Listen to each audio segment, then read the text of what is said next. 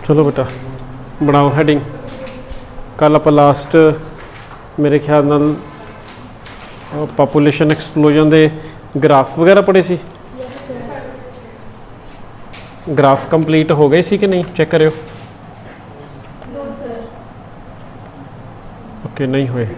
दो तरह के graph, J shaped graph, S shaped graph, sigmoid graph, कोई इन्हों के बारे आप कोई गल की कि नहीं की?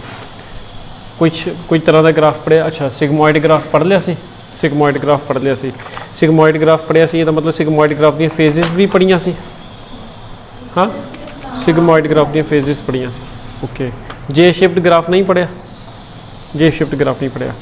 ये नाल ही कॉन्टीन्यूएशन दे विच एक होर ग्राफ बना लो एंड उसका नाम लिख लो J shaped graph. Same exactly उस तरह का ही होएगा, कुछ अलग तरह का ग्राफ नहीं है ये, क्योंकि दो तरह के ग्राफ अवेलेबल ने।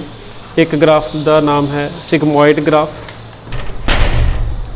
तो दूसरी तरह के ग्राफ का नाम है J shaped graph. Last lecture में आप सिगमॉइड ग्राफ पढ़िया सी। मैं सिगमॉइड ग्राफ इत्थे बना देना क्योंकि सानू इसकी ज़रूरत तो पैनी है। It will be like this. ए देखो पहले स्टार्टिंग थोड़ा जिहा इदां, फिर इदां तो फिर इदां।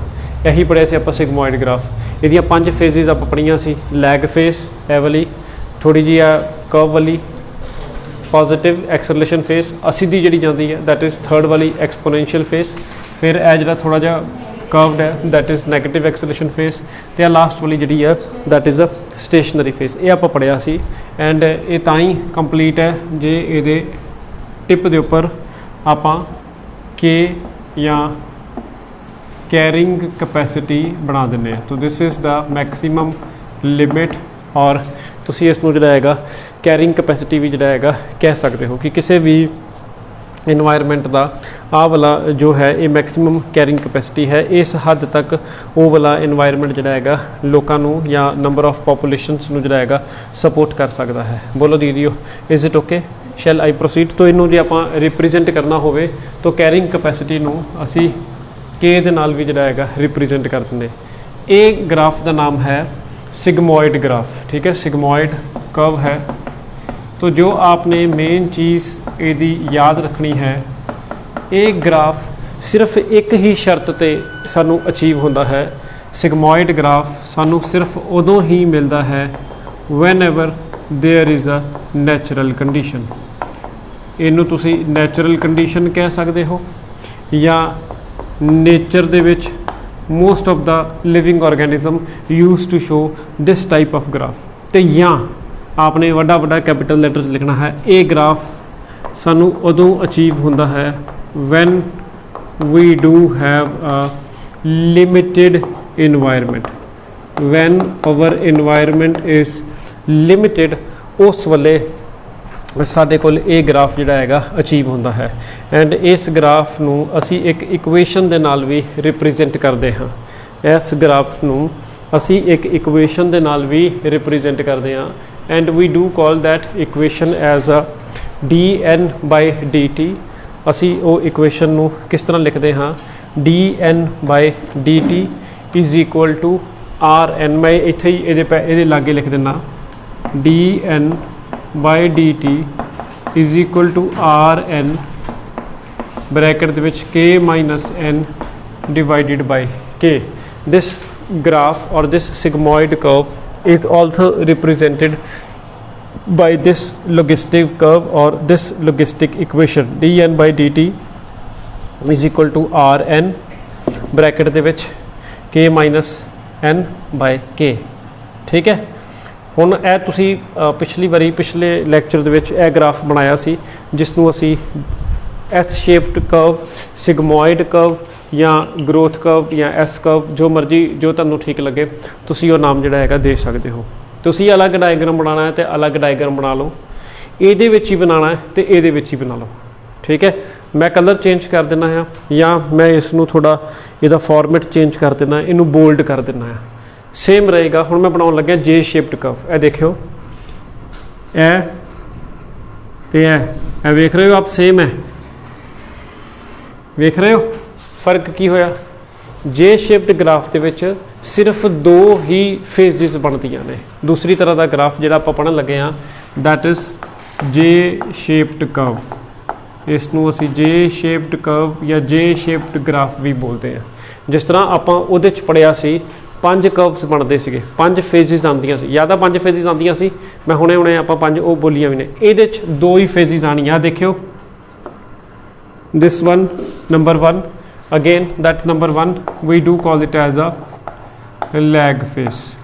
जे बहुत डिटेल च जाओगे तो आ कर्व इहदा दूसरी फेस बन सकता है, पर मोस्ट ऑफ द बुक्स ਦੇ ਵਿੱਚ ਤੁਸੀਂ ਵੇਖੋਗੇ तो ਇਹਨੂੰ ਉਡਾਇਆ ਹੋਇਆ है। पर जे ਤੁਸੀਂ लिखना चाहो तो इसनूं लिख सकते हो, that will be positive acceleration, बोलो दीदियो, फेस। तो तीसरी आप देख सकते हो इत्थों लैके जिथों तक मर्जी चले जाओ, कोई बेंड है ही नहीं अगे। दिस तीसरी phase will be known as exponential phase, and यही है जे शेप्ड कर्व की खासियत, यही है जे शेप्ड कर्व की स्पैशलिटी।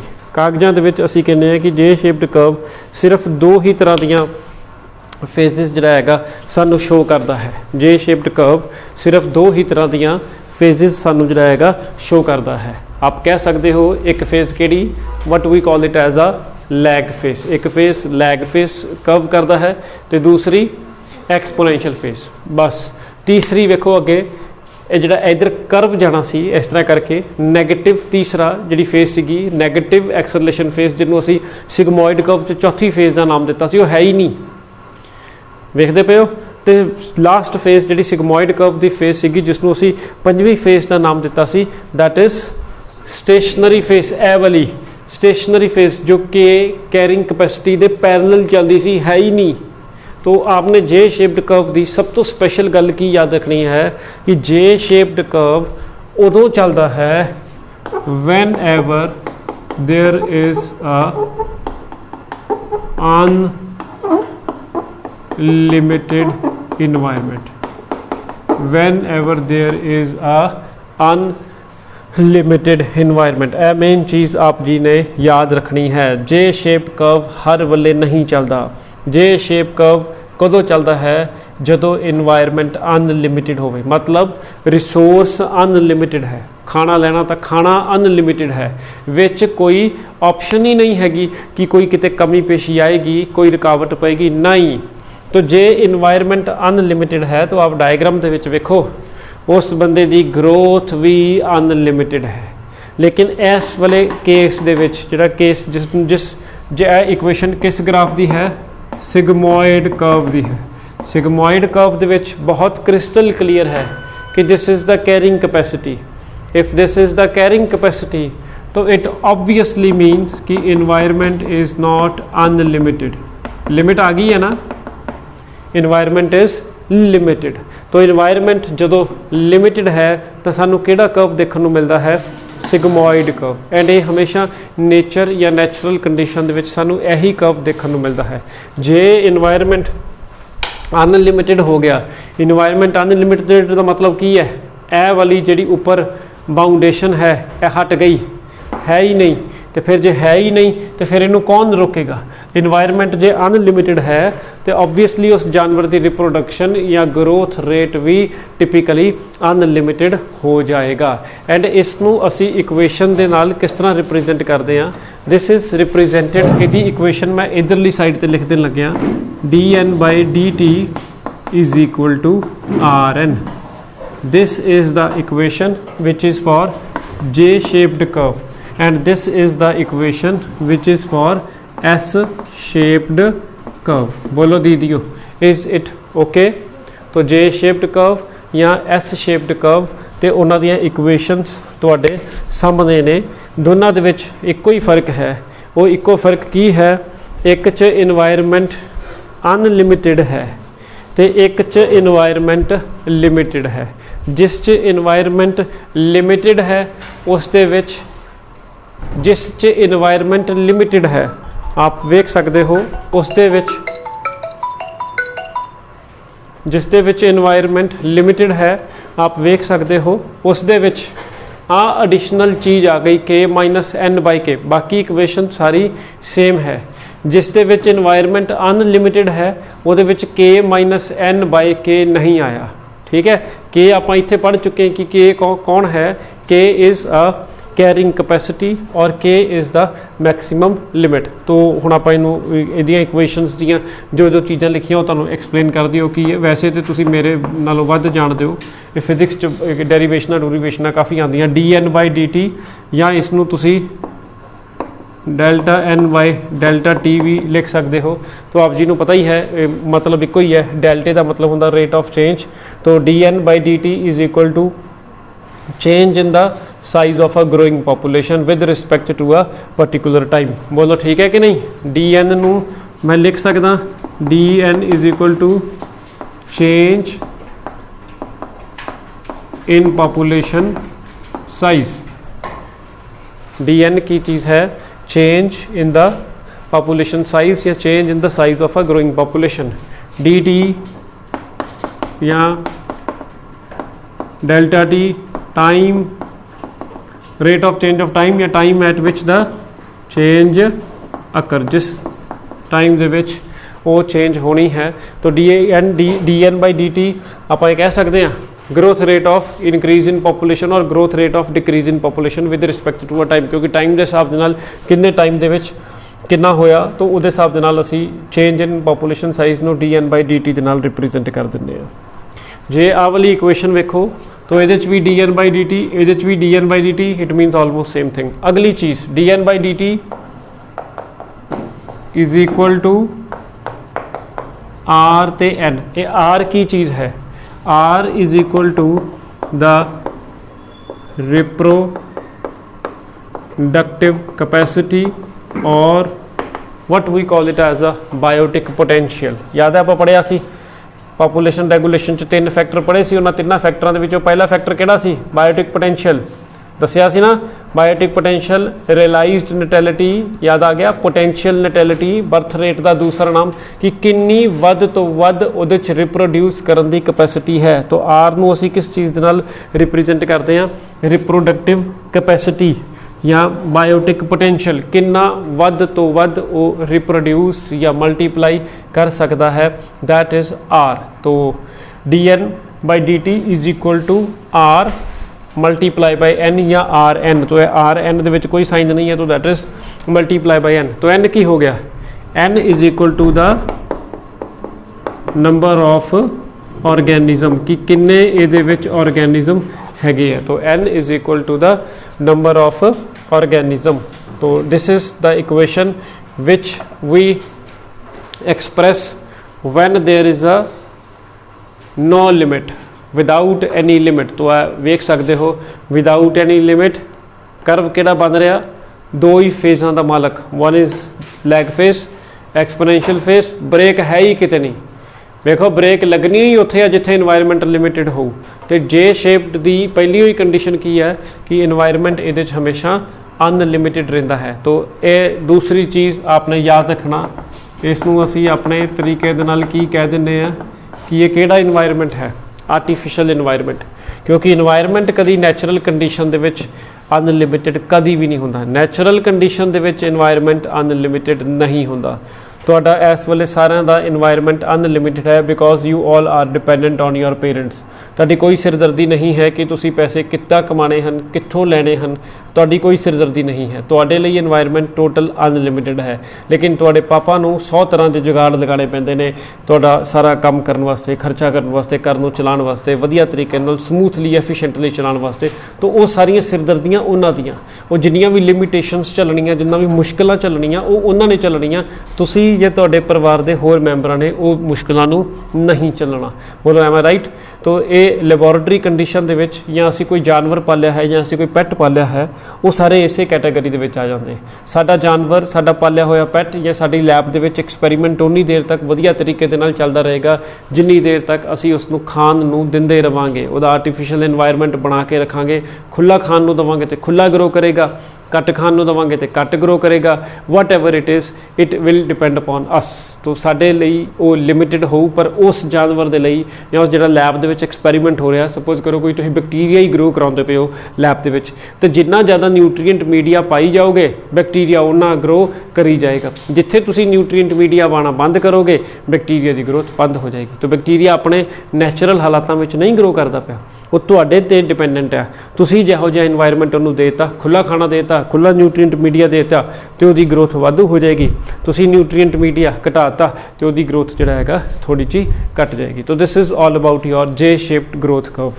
दूसरे पासे सिगमॉइड ग्रोथ कर्व। सिगमॉइड ग्रोथ कर्व के बारे आप जी नूं तारीफां पहले ही कर दित्तियां कि this is van environment is limited, या इन्वायरमेंट लिमिटेड, या ਜਦੋਂ कोई ऑर्गेनिज्म अपने लैवल के उत्ते नेचर दे विच नैचुरल लैवल दे विच ਸਰਵਾਈਵ ਕਰਨ ਦੀ ਕੋਸ਼ਿਸ਼ ਕਰ ਰਿਹਾ ਜਾਂ ਗਰੋ ਕਰਨ ਦੀ ਕੋਸ਼ਿਸ਼ ਕਰ ਰਿਹਾ, ਉਸ ਵੇਲੇ ਉਹ ਇਕੁਏਸ਼ਨ ਕੀ ਬਣਦੀ ਹੈ? ਉਸ ਵੇਲੇ ਇਕੁਏਸ਼ਨ ਜਿਹੜੀ ਬਣਦੀ ਹੈ ਉਹ ਆਪ ਜੀ ਦੇ ਸਾਹਮਣੇ ਹੈ। ਆਲਮੋਸਟ ਇਕੁਏਸ਼ਨ ਸੇਮ ਹੈ, ਸਿਰਫ ਇਹਦੇ 'ਚ ਇੱਕ ਚੀਜ਼ ਨਵੀਂ ਆ ਗਈ ਹੈ, that is k minus n by K. And ਇਹ k minus n by K ਕੀ ਹੈ? ਇਹ ਆਣੀਆਂ ਹੀ ਉਦੋਂ ਆ ਜਦੋਂ ਇਨਵਾਇਰਨਮੈਂਟ ਲਿਮਿਟਡ ਹੋਊਗਾ। ਉਹਦੇ ਲਈ ਆਪ ਇਸ ਗਰੋਥ ਕਰਵ ਵੇਖ ਸਕਦੇ ਹੋ। ਇਹ ਆਪਾਂ ਗਰੋਥ ਕਰਵ ਬਣਾਇਆ ਸੀ ਤੇ ਇਹ ਉੱਪਰ ਆਪਾਂ ਕੀ ਬਣਾਈ ਹੈ? Carrying capacity. कैरिंग कैपेसिटी ਨੂੰ ਅਸੀਂ k ਦੇ ਨਾਲ ਰਿਪਰੈਜ਼ੈਂਟ ਕਰ ਰਹੇ ਹਾਂ। What we call it as a maximum carrying capacity. ਬੋਲੋ ਕਲੀਅਰ ਹੈ? ਤੇ n ਆਪਾਂ ਨੂੰ k ਇੱਥੇ ਹੀ ਰਿਪਰੈਜ਼ੈਂਟ ਕਰ ਦਿੰਦੇ ਆ। k ਕੀ ਚੀਜ਼ ਹੈ? k is equal to the carrying capacity ਤੇ n ਸਾਨੂੰ ਪਤਾ ਹੈ ਨੰਬਰ ਆਫ ਆਰਗੈਨਿਜ਼ਮ, ਤੇ k ਮਾਈਨਸ n ਕੀ ਹੋ ਜਾਏਗਾ? k ਮਾਈਨਸ n ਕੀ ਹੋ ਜਾਏਗਾ? k ਨੂੰ ਮੈਂ ਕਹਿ ਸਕਦਾ ਮੈਕਸੀਮਮ ਨੰਬਰ ਆਫ ਇੰਡੀਵਿਜੂਅਲਸ ਜਿੰਨੇ ਪ੍ਰੈਜ਼ੈਂਟ ਨੇ, ਮਾਈਨਸ ਆਲਰੇਡੀ ਪ੍ਰੈਜ਼ੈਂਟ ਕਿੰਨੇ ਨੇ, ਕਿੰਨੇ ਹੋ ਸਕਦੇ ਹੈ ਤੇ ਕਿੰਨੇ ਹੈਗੇ ਆ। ਜੇ k ਮਾਈਨਸ n ਕਰ ਦਾਂਗੇ ਤਾਂ k ਕੀ ਹੈ? ਕੈਰਿੰਗ ਕੈਪੈਸਿਟੀ, ਕਿੰਨੇ ਉਸ ਜਗ੍ਹਾ ਦੇ ਵਿੱਚ ਬੰਦੇ ਐਡਜਸਟ ਹੋ ਸਕਦੇ ਹੈ, ਤੇ ਮਾਈਨਸ n ਕੀ ਚੀਜ਼ ਹੈ? ਕਿੰਨੇ ਉਹਦੇ 'ਚ ਜਿਹੜਾ ਹੈਗਾ ਆਲਰੇਡੀ ਪ੍ਰੈਜ਼ੈਂਟ ਨੇ। ਤਾਂ k minus n by K, k minus n by ਕੇ ਹੁਣ आप समझ सकते हो k माइनस n बाई के ਹੁਣ चीज़ तो वही रहेगी। k is equal to the carrying capacity या maximum number of the individual which can present in that particular XYZ environment, n already the number which is present in that particular environment, and again the total number that can be there। ठीक है, तो k minus n by के जे इनू इकट्ठा कर दिने आ तो k minus n by के इज इक्वल टू आर। मैं जानबूझ के आर का फॉन्ट चेंज कर दिता क्योंकि तुसी इस वाले आर दे नाल उन्होंने कन्फ्यूज ना करो। ये आर तुसी आर लिखना आर लिख लो, ई लिखना ई लिख लो, कुछ भी तुसी रिप्रेजेंट करना इनू ज्यादा नाल मर्जी पी सी डी ए एक रिप्रेजेंटेशन ही दी है। मतलब हर बारी के माइनस जिवें आ इक्वेशन आप इत्थे लिखी है D N by D T is equal to R N, तो इस इक्वेशन नू D N by D T is equal to R N, तो तुसी इनू कुछ भी रिप्रेजेंट कर दो। सपोज करो मैं पी दे नाल रिप्रेजेंट कर रहा, तो जे तुसी इत्थे पी लिख दोगे तो भी ये इक्वेशन गलत नहीं होएगी। तो आप लिख देने उन्होंने के माइनस एन बाई के, तो ये के माइनस एन बाई के एक्चुअल च है कि मैं आर दे नाल इनू क्यों रिप्रेजेंट किया? This is actually a environmental resistance. This is actually a environmental resistance. के माइनस एन बाय के जिहड़ा है इसनूं असीं आर दे नाल रिप्रेजेंट करते हैं। तुसीं आर दा फॉन्ट चेंज कर सकते हो या कैपिटल आर लिख सकते हो, जो तुहानूं ठीक लगे तुसीं वो चीज़ इहदे च कर सकते हो। तो वो आर की रिप्रेजेंट कर रहा है? That R is equal to the resistance. बड़ी बट ऑबवियस जी गल जा, आपां पॉपूलेशन रेगूलेशन च 3 फैक्टर पढ़े सी जे आप जी नूं याद होवे ते।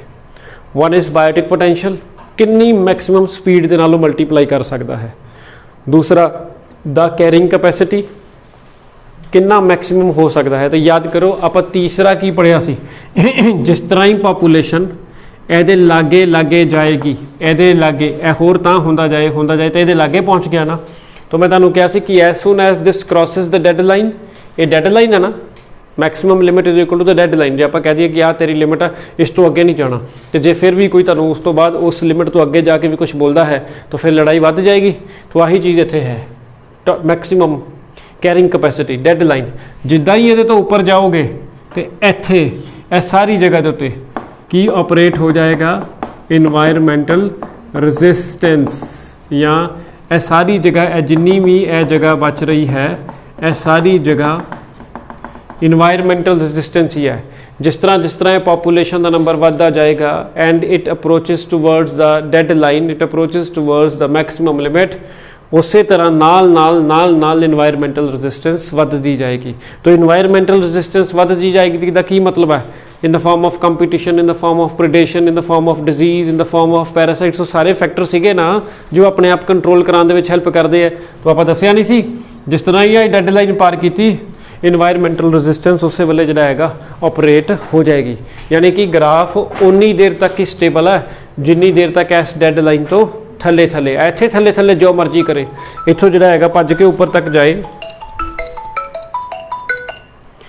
इत्थों जो है भज के ऊपर तक जाए या डिवेल्प करे, सानू कोई प्रॉब्लम नहीं, डिवेल्प करता रहे, ऊपर जाता रहे, कोई प्रॉब्लम नहीं। लेकिन as soon as it approaches to the maximum और डेड लाइन नाल ही साडे दूसरे फैक्टर्स ऑपरेट होने शुरू हो जाएंगे तो उसको फिर थले कर दिता जाएगा।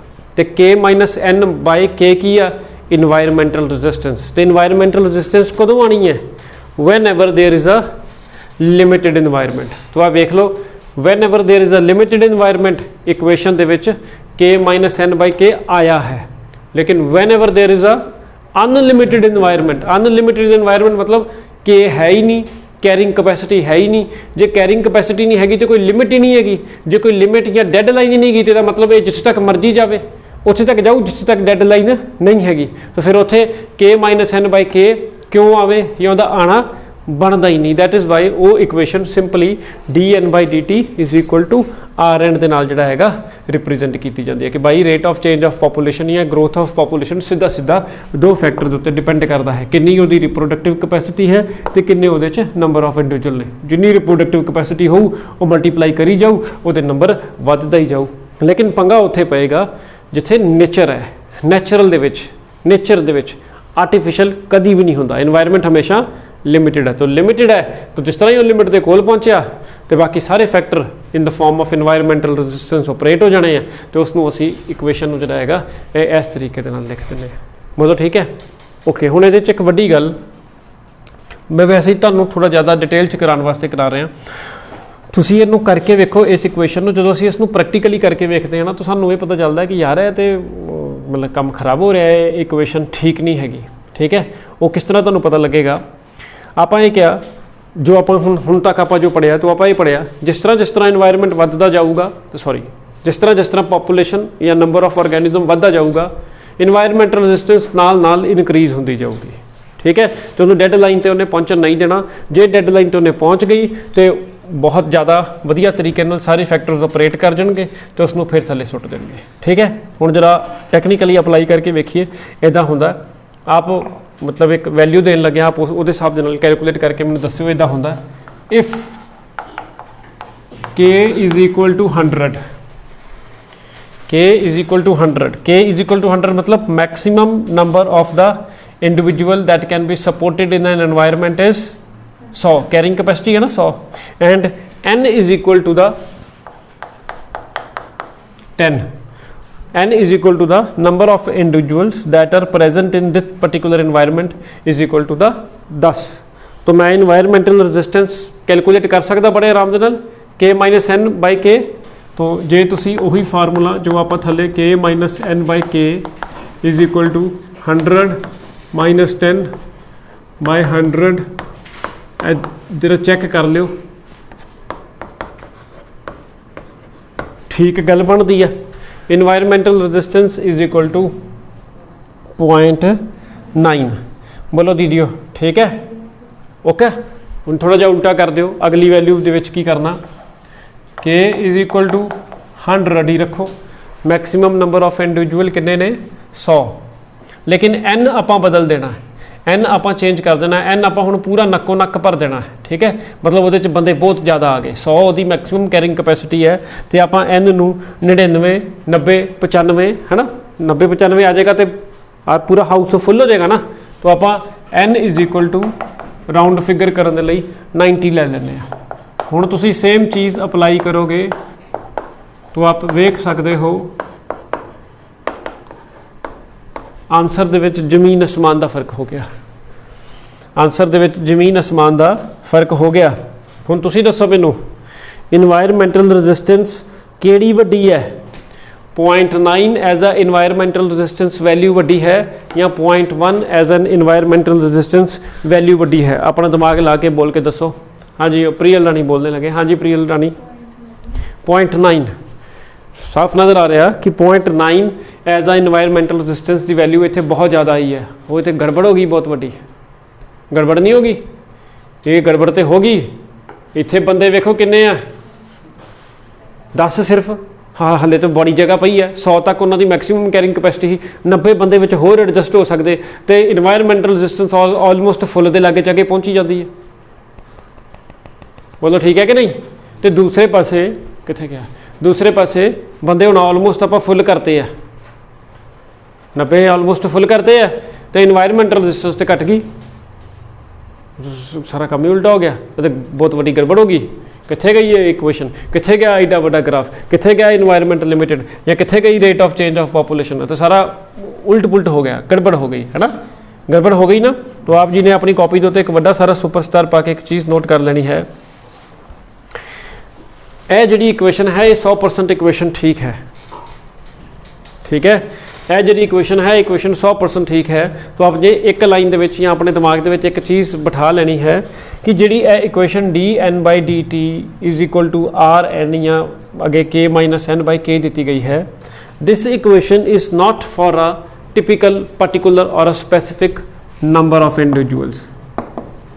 ये कोई गिनती मिनती दे 2 4 5 10 बंदे वास्ते ये इक्वेशन नहीं दी गई, ये इक्वेशन दी गई है बहुत वड्डी पॉपुलेशन वास्ते, बहुत वड्डे नंबर के वास्ते। जो बहुत वड्डे नंबर की आप गल करांगे तो ये इक्वेशन जिहड़ा हैगा ऑलमोस्ट जिहड़ा हैगा ठीक हो जाता है। असल च की हो जाता है, बहुत वड्डे हुण हो की जाता है जो बहुत वड्डे लैवल की पॉपुलेशन की गल करते हैं, तो आप अपनी कॉपी के उत्ते अपने दिमाग के फीड कर लेना कि जो असी बहुत मास पॉपुलेशन की बहुत वड्डे लैवल के उत्ते पॉपुलेशन की गल करते हैं, तो उत्थे इन्वायरमेंटल रजिस्टेंस इग्नोरेबल हो जाता है, उत्थे इन्वायरमेंटल रजिस्टेंस जिहड़ा हैगा इग्नोर हो जाता है। वो इन्वायरमेंटल रजिस्टेंस थोड़ा बहुत कोई भी उसका ज़्यादा जिहड़ा हैगा नुकसान नहीं पहुँचा पाता। जे 150-200 करोड़ बंदियां दे विचों कोई 2-2.5 लाख बंदे मर भी गए तो उत्थे किड्डा क वड्डा जिहड़ा हैगा फर्क पै जाना पॉपुलेशन नूं। जे करोड़ां की गिनती है, अरबां की गिनती है, तो उहदे विचों हज़ारां मर भी जाणगे, लखां मर भी जाणगे अरबां दे पिछे, तो कोई ऑलमोस्ट फर्क जिहड़ा हैगा नहीं पैंदा। तो इस करके ये इक्वेशन जिहड़ा हैगा बिल्कुल ठीक है। तो कंक्लूजन और the moral of the story की है कि this equation dn/dt is equal to rn k - n/k is for बहुत वड्डी वड्डी पॉपुलेशन, जिथे इन्वायरमेंटल रजिस्टेंस साडा ऑलमोस्ट इग्नोरेबल हो जाता है। फॉर एग्जाम्पल मेरे को एक कटोरी है, कौली जिहदे च आपां आम अपनी सब्जी वगैरह घर च खाने, नॉर्मल साइज़ की, बहुत वड्डे साइज़ की कौली कटोरी, नॉर्मल जे साइज़ की। तो जे नॉर्मल साइज़ की कटोरी है तो उस कटोरी दे विच लेट अस सपोज मैं कोई न्यूट्रीएंट मीडियम पाया एंड वो मैं किसी यीस्ट नूं या किसी बैक्टीरिया नूं कल्चर कराने की कोशिश कर रहा, उन्होंने उगाने की कोशिश कर रहा, तो 2 दिन 2 घंटे 4 घंटे 6 घंटे 2 दिन 3 दिन हफ्ते बाद मतलब एक ना एक टाइम तो ऐसा टाइम आ जाएगा जो वो पूरी कटोरी बैक्टीरिया के नाल फुल हो जाएगी या यीस्ट के नाल फुल हो जाएगी। बोलो एम आई राइट। हालांकि यीस्ट या बैक्टीरिया माइक्रोस्कोपिक ने, उन्होंने लिए कटोरी भी बहुत वड्डी होगी, वाधू दब दब के मल्टीप्लाई करनगे। लेकिन तुसीं ये सोचो कि जे मैं उस कटोरी नूं रिपलेस करदा एक एडे वड्डे पतीले दे नाल, तो फिर तो ऑलमोस्ट इन्वायरमेंट अनलिमिटेड हो गया कि नहीं यीस्ट दे लई भी। तो उत्थे इन्वायरमेंटल रजिस्टेंस की ऑपरेट करेगी, उत्थे इन्वायरमेंटल रजिस्टेंस इग्नोर हो जाता है, जिस दे करके equation dn/dt is equal to rn over k - n equation जिहड़ा हैगा बिल्कुल परफेक्ट है या बिल्कुल जिहड़ा हैगा ठीक है। आप दी किताबां दे विच जिहड़ा हैगा इसनूं population growth curve population growth model या लॉजिस्टिक थ्योरी ऑफ पॉपुलेशन या लॉजिस्टिक कर्व फॉर पॉपुलेशन के नाम के नाल ये सारे नाम जिहड़ा हैगा तुहाडीਆਂ किताबां दे विच दिते हुए हैं। With this we are finished with this population वाला टॉपिक, मतलब पॉपुलेशन वाला टॉपिक खत्म होया, पूरा मटीरियल जिहड़ा हैगा खत्म नहीं होया। हुण आपां शुरू करन लगे हैं इस चैप्टर का सब तो इंपॉर्टेंट टॉपिक। मेरे ख्याल नाल इस चैप्टर च नहीं आ, तुसी अपनी NCERT की किताब वेखोगे तो शायद अलग चैप्टर मैनूं याद नहीं है कि यह हैगा कि नहीं हैगा, बट ये चों आप मन के चलो कि 3 नंबर का या 5 नंबर का या 2 नंबर का 1-2 क्वेश्चन पक्का ही आऊगा इस चैप्टर के विचों। ये चीज़ बहुत इंपॉर्टेंट है। आप हैडिंग बनाओ पॉपुलेशन इंटरैक्शन, उस टॉपिक का नाम है पॉपुलेशन इंटरैक्शन। ग्रोथ कर्व वाला टॉपिक भी बहुत इंपॉर्टेंट सी, ये भी पेपर दे विच जिहड़ा हैगा आ सकता है, तुहाडी NCERT की किताब दे विच हैगा है। तो दूसरा जिहड़ा बहुत इंपॉर्टेंट टॉपिक है that is in the form of interaction. ये मैं कोशिश कराँगा कि आप जिन्होंने सारियां वो वालियां एग्जाम्पल करा दित्तियां जान जो तुहाडी NCERT की किताब दे विच हैगियां ने। NCERT की किताब चो पढ़ोगे तो आप जिन्होंने बहुत बोरिंग जिहा लगेगा, क्योंकि उन्होंने सिर्फ एक ही पूरा पैरा इको मतलब पूरे थ्योरी दे विच जिहड़ा हैगा बना के लिख दिता होया।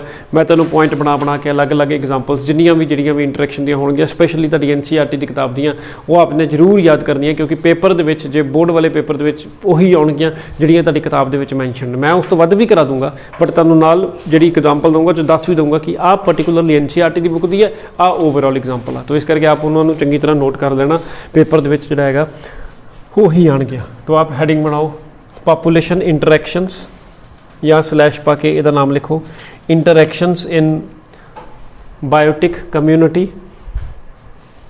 इंटरैक्शंस इन बायोटिक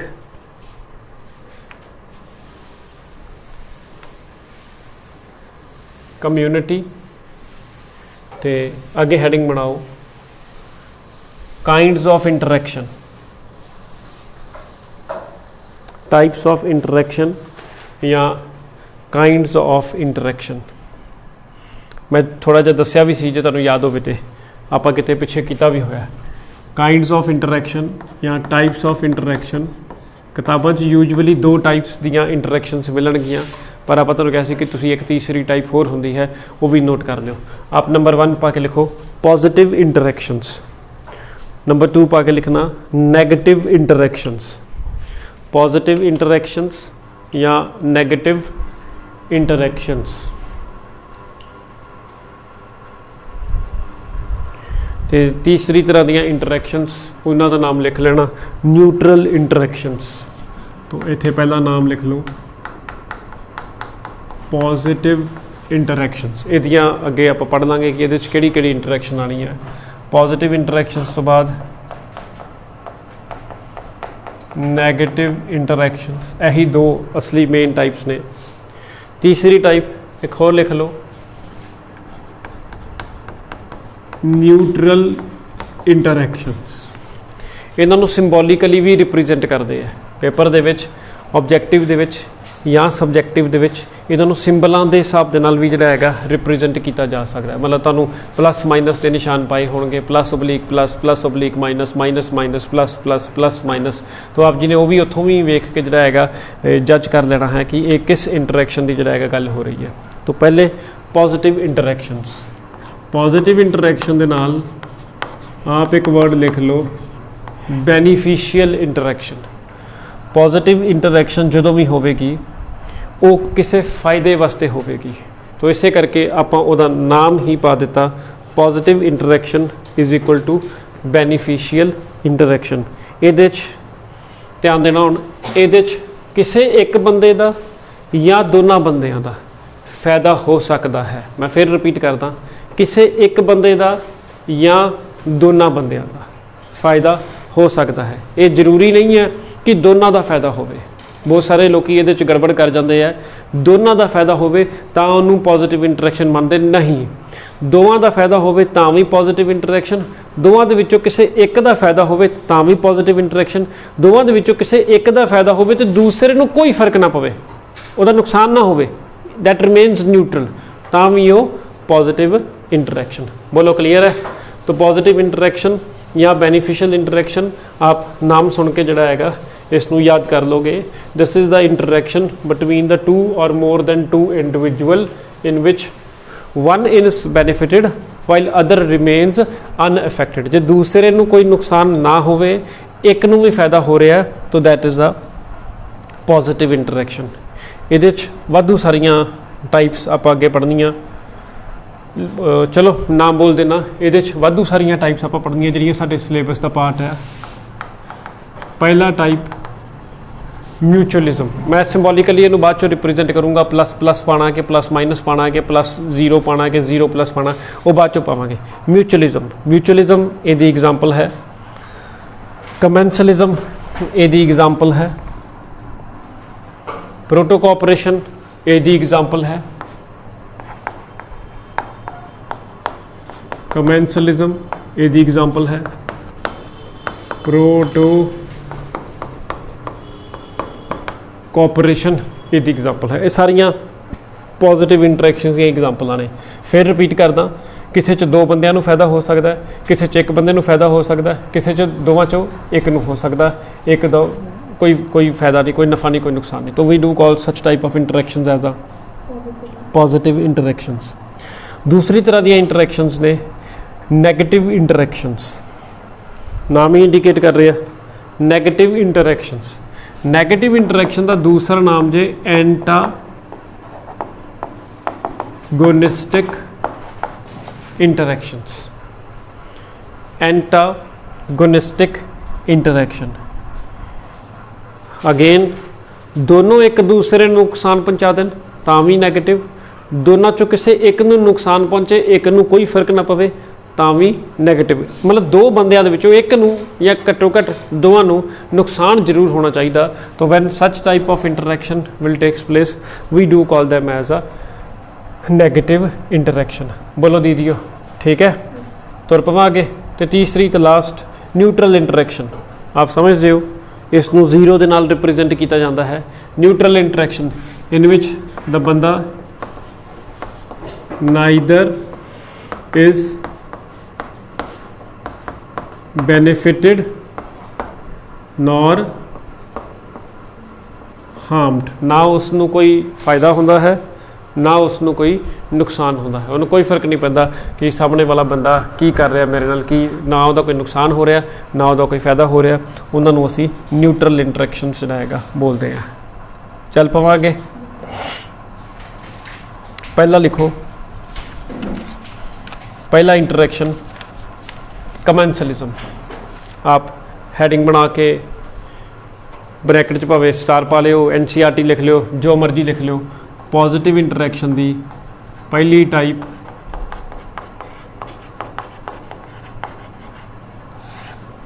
कमेंसलिज्म। असली इसनूं किद्दां रिप्रेजेंट करते हैं? एक प्लस कॉमा एक जीरो ब्रैकेट बंद।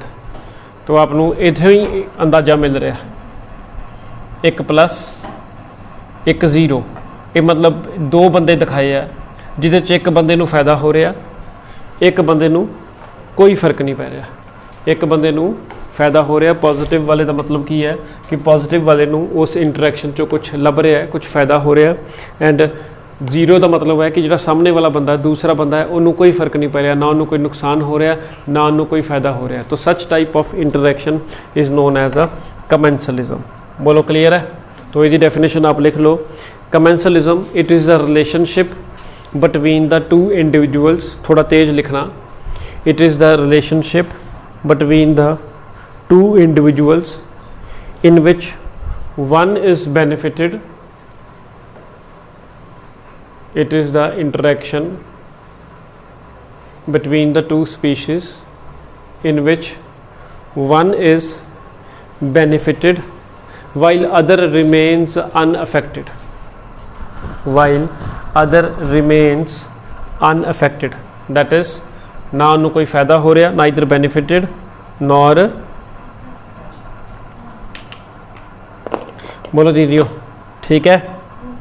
ये एक वर्ड यूजली यूज़ किया जाता है, मतलब ना ये दो बंदे ने ਉਹ ਦੋ ਬੰਦਿਆਂ ਦੇ ਵਿੱਚੋਂ ਇੱਕ ਬੰਦੇ ਵਾਸਤੇ ਇੱਕ ਵਰਡ ਯੂਜੂਅਲੀ ਯੂਜ਼ ਕੀਤਾ ਜਾਂਦਾ ਐਂਡ ਉਹ ਵਰਡ ਕੀ ਹੁੰਦਾ ਕਮੈਂਸਲ, ਕਿ ਫਲਾਣਾ ਬੰਦਾ ਕਮੈਂਸਲ ਹੈ, ਫਲਾਣਾ ਬੰਦਾ ਕਮੈਂਸਲ ਹੈ। तो ਇਹ ਕਮੈਂਸਲਿਜ਼ਮ ਦੇ ਰਿਲੇਸ਼ਨਸ਼ਿਪ ਦੇ ਵਿੱਚ ਇੱਕ ਵਰਡ ਆਮ ਜਿਹੜਾ ਹੈਗਾ ਯੂਜ਼ ਕੀਤਾ ਜਾਂਦਾ ਹੈ and we do call that word as a commensal. दूसरे वर्ड का मैं नाम बोलूँगा तो आप अपने आप समझ जाओगे कि कमैंसल कौन है।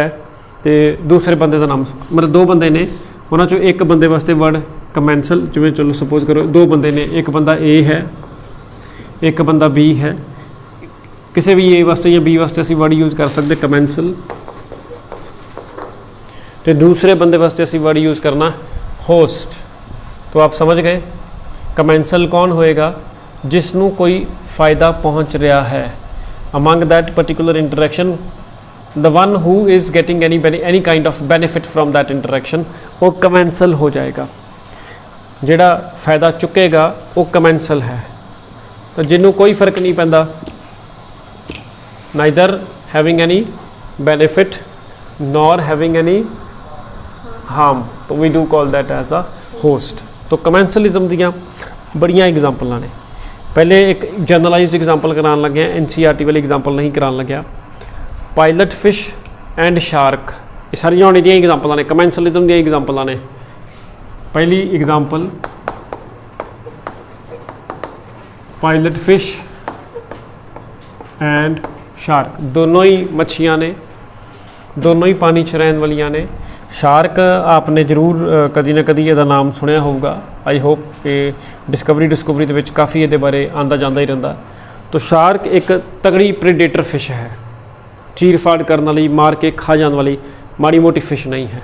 लेकिन जी पायलट फिश है ये कोई इहदा नाम आप लिख सकते हो नाउक्रेट्स।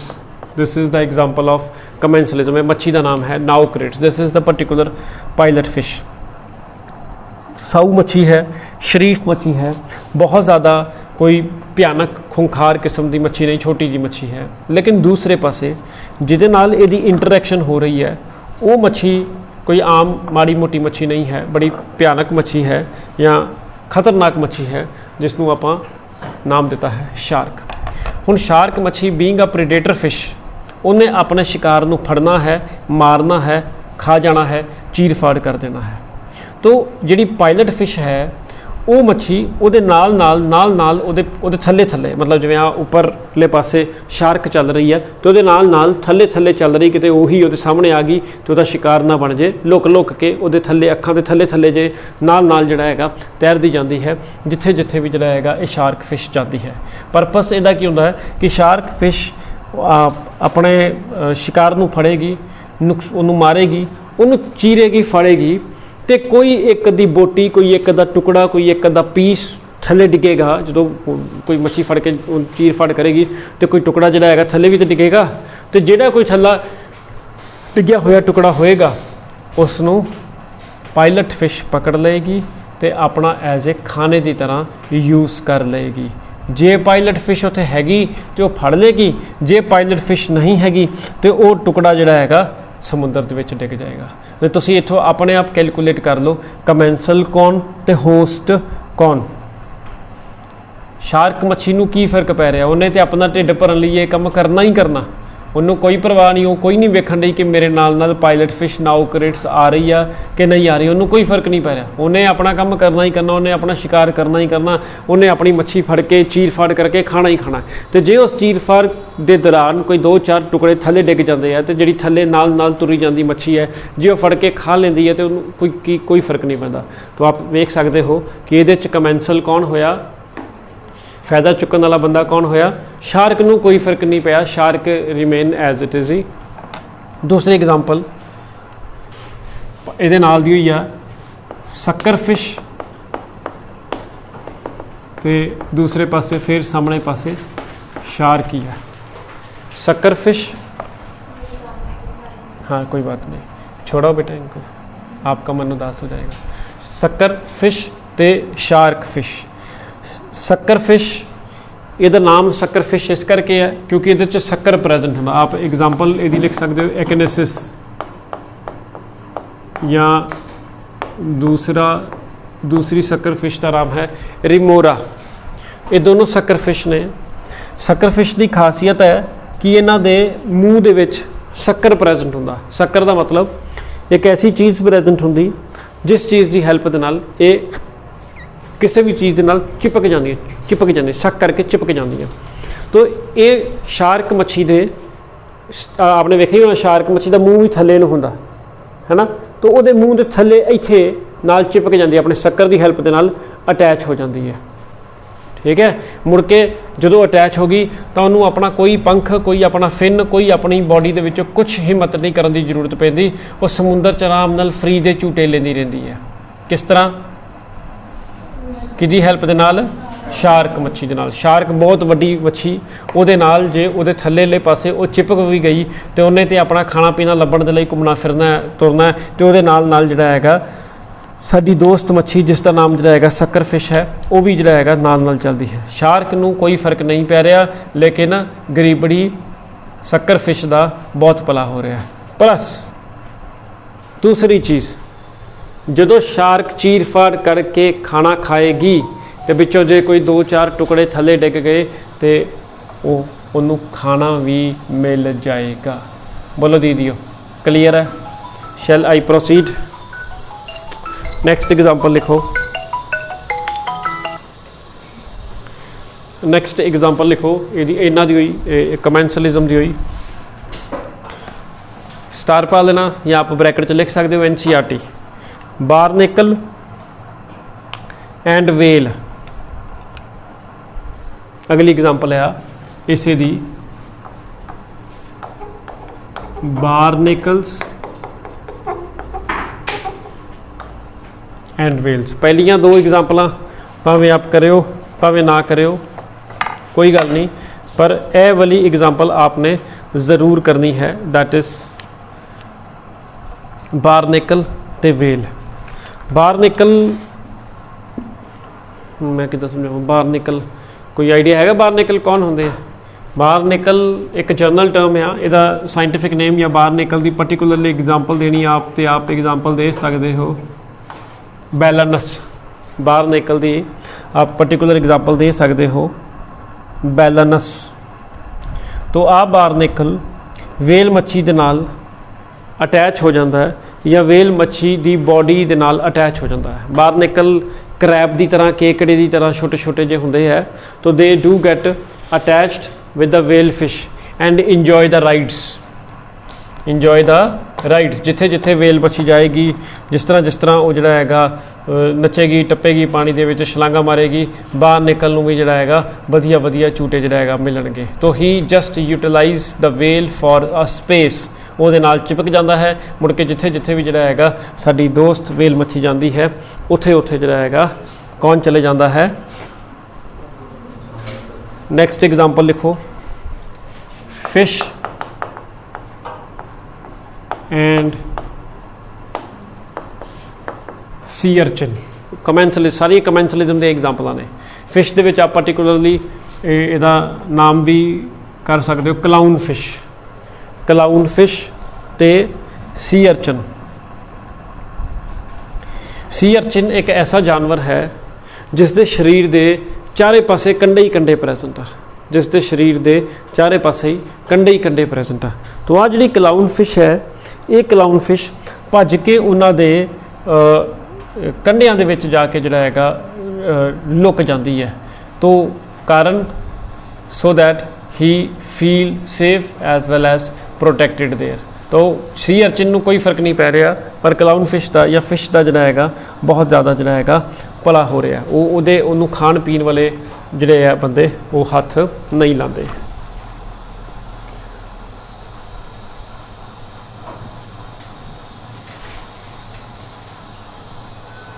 स्टार पा के लिखना। ये NCERT की किताब के एग्जाम्पल है। एपीफाइट्स प्लांटां की एग्जाम्पल है।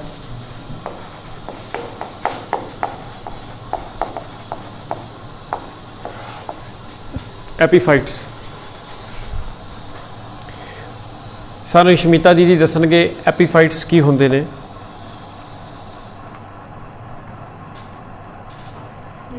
नहीं पता? हाँ जी दर्शन आंटी जी, एपीफाइट्स कौन होंदे ने? ਉਹ ਵਾਲੇ ਆਰਗੈਨਿਜ਼ਮ ਜਿਹੜੇ ਪਲਾਂਟ ਦੀ ਬੋਡੀ ਦੇ ਉੱਪਰ ਰਹਿੰਦੇ ਨੇ। ਕੋਈ ਐਗਜ਼ਾਮਪਲ ਸੁੰਡੀ, ਤਿਤਲੀ ਹੋ ਸਕਦਾ, ਕੋਈ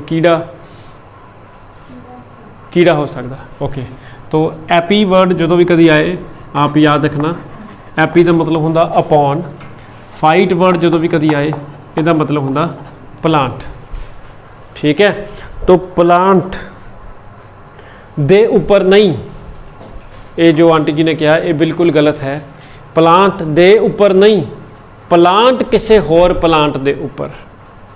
तो मैं एक नाम लिखदा, आप दसना मैनू कभी आपने सुनिया हाइग्रोस्कोपिक रूट्स।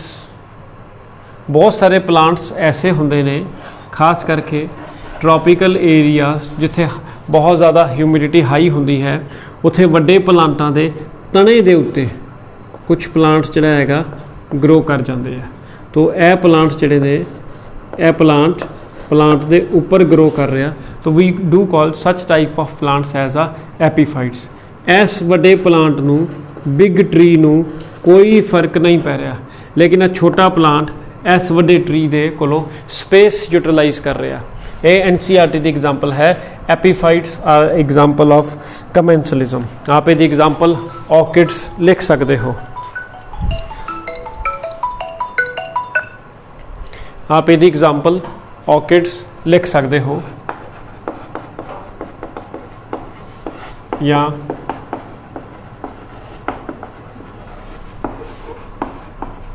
Hanging moss. आप एक एग्जाम्पल ऑर्किड लिख सकते हो या हैंगिंग मॉस लिख सकते हो।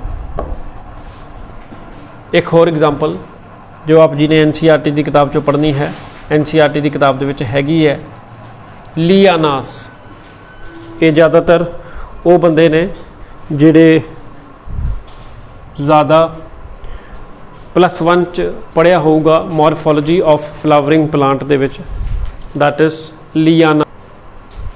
नाम लिख लो पुत्र, एक लियानास। जिन्हों ने +1 चंगी तरह पढ़ी है मॉर्फोलॉजी ऑफ फ्लावरिंग प्लांट वाले चैप्टर दे विच जिहड़ा हैगा ये चीज़ हैगी है लियानास। लियानास एक स्पैशल तरह के प्लांट ने। बेसिकली इन्हों कहा जाता दीज आर वुडी प्लांट्स, पर ये एक्चुअल दे विच वुडी प्लांट होंदे नहीं। जवानी वाले बहुत नरम नाजुक कोमल जे प्लांट होंदे आ, पर जो एडल्ट हो जाते हैं, वड्डे हो जाते, पूरे पल जाते हैं, तो फिर ये एक पेड़ तो भी ज़्यादा जोड़ा है इन्हों के तने जोड़ा है मोटे मोटे हो जाते, तो इन्हों आप वुडी प्लांट्स मन के चलते हैं। तो इन्हों की की स्पैशलिटी है, ये की करते हैं, पहले एक मिनट वेख लो, इधर बारे सुन लो ये की होंगे है। जिमें जंगलों के विच ये ज़्यादातर होंगे, तो जिमें आ जंगल के पेड़ लगे है, तो जंगल असी कई बार बड़ी बोलते बहुत डेंस फॉरेस्ट है। डेंस फॉरेस्ट असी किसनों बोलते हैं, जिदे जिन्ने ज़्यादा नंबर जोड़ा है पेड़ों के होणगे, या जिन्ने ज़्यादा जोड़ा है लागे लागे होणगे, वो उन्ना ज़्यादा जोड़ा है जंगल संघना हो जाएगा या डेंस हो जाएगा। तो डेंस फॉरेस्ट तो फॉरेस्ट के जिहड़े पेड़ होंदे है, एक तने तो दूसरे तने के विचकार ज़्यादा डिस्टेंस नहीं होंदा। डेंस मतलब संघने, तो उहदे करके की हुंदा है कि जंगल च सारा हनेरा हो जाता है। हनेरा हो जाता मतलब यह जी उपर वाली जी चीज़ उन्होंने आप जी ट्री की उपर वाली चीज़ है उन्होंने कैनोपी बोलते हैं।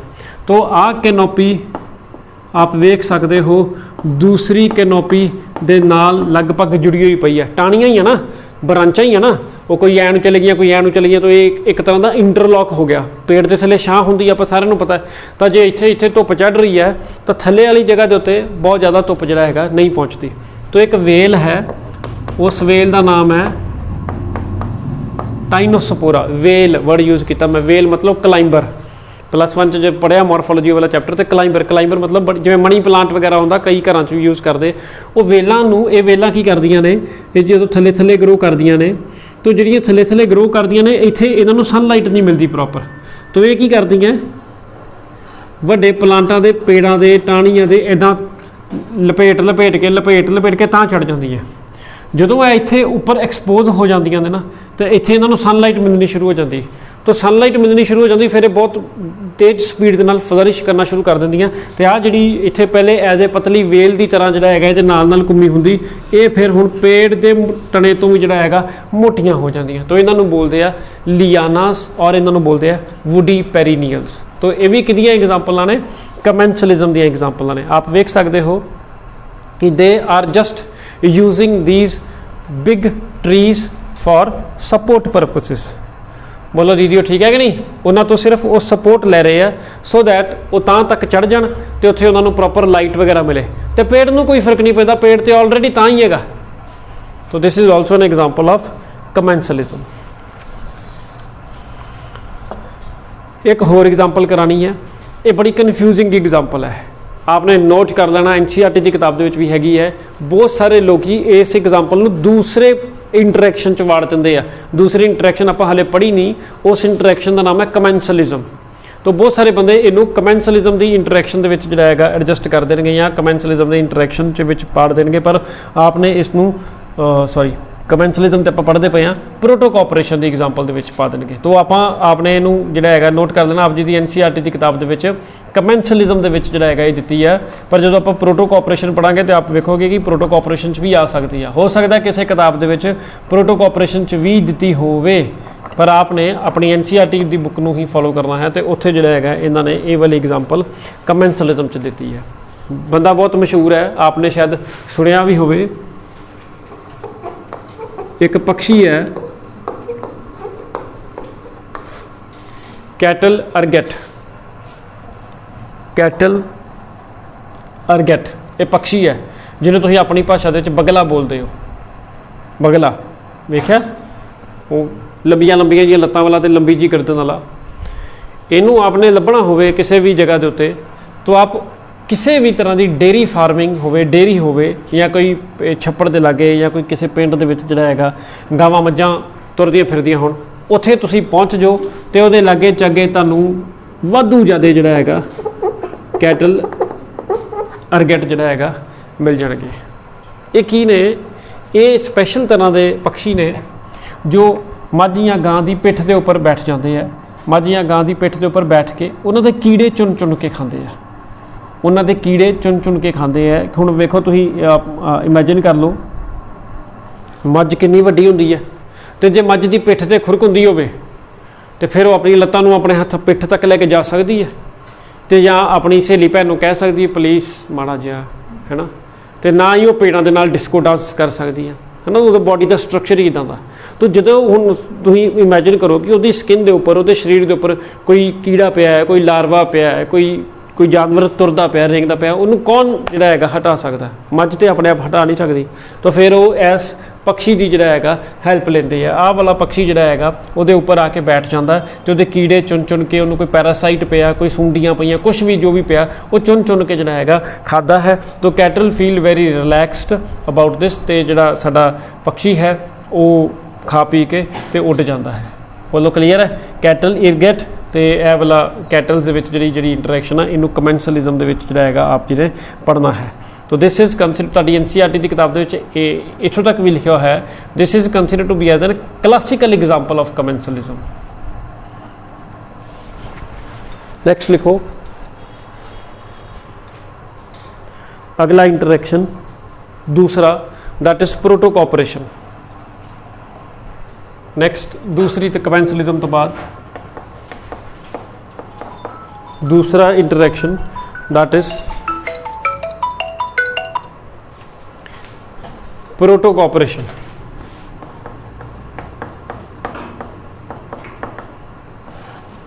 प्रोटो कोऑपरेशन नूं जदों असीं सिंबॉलिकली रिप्रेजेंट करना होवे प्लस कॉमा प्लस, अच्छा जे कॉमे की बजाय ऐ करके भी लिखा हो ना प्लस ऑबलीक प्लस, तो तां भी परेशानी हो जाना, मतलब चीज़ सेम ही रिप्रेजेंट करते हैं। प्लस प्लस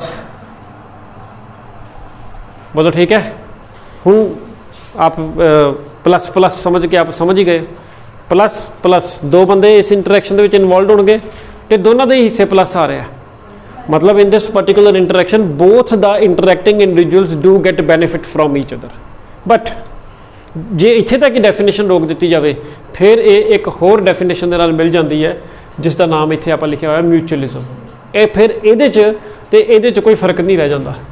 जे प्रोटो कोऑपरेशन भी आप कहते कि दो बंदे and both are getting benefit from that particular interaction, तो यही डेफिनेशन म्यूचुअलिज्म की भी आ या सिंबायोसिस भी यही डिफाइन होता, तो फिर प्रोटो कोऑपरेशन भी यही डिफाइन हो गया तो गड़बड़ हो जाएगी। पर हम फर्क करने लई की आ It is the particular interaction in which both the species do get benefit from each other but can live without each other.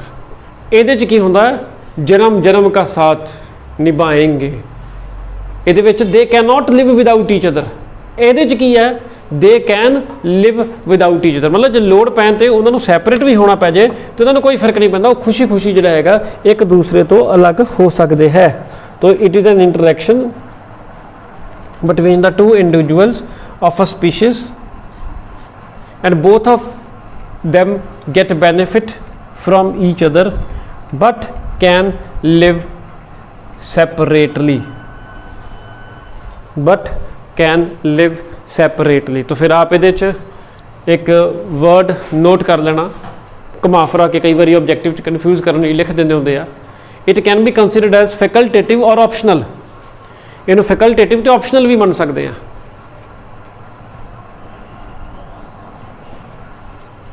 तो मैं ये ब्रैकेट च लिखदा